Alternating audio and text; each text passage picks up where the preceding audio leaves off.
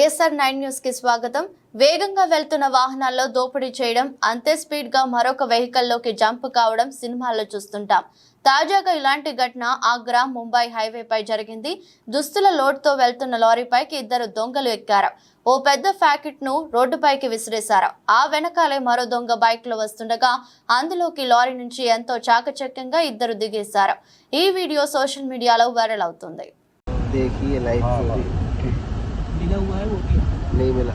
शाजापुर में ही आ जाइए, हम शाजापुर में एक ही ट्रक वाला मिला हुआ है। वाले को पता ही नहीं। उतरने का